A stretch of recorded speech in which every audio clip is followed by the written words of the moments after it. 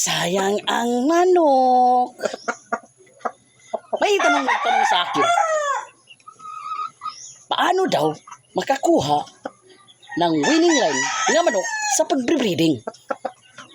Magandang sagot niyan. Example, may 3 bloodline ka sa pagbre-breeding mo. Ang dapat mong gawin, mamarkingan mo yung mga sisyo ng mga bloodline mo. Kasi napaka-importante yung marking sa mga sisyo ng ni-breeding mo.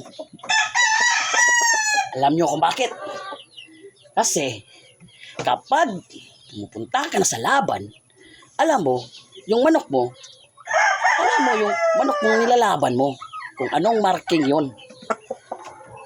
Alam nyo ba kung bakit napaka-importante yung marking sa pag-breeding mo?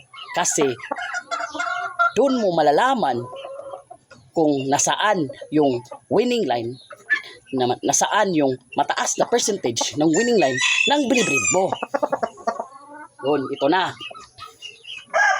Kapag yung isang bloodline mo ay madaming talo at sa pangalawang bloodline mo ay hindi masyadong maraming panalo at yung tatlong bloodline mo ay maraming panalo,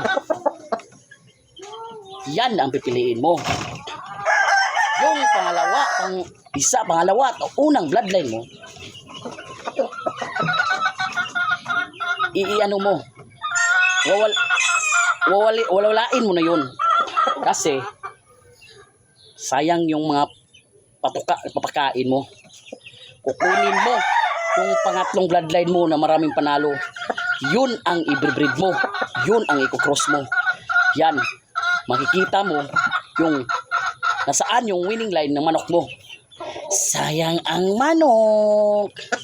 Kaya mag-breed kayo, piliin mo yung winning line at quality ng manok mo. Sayang ang manok.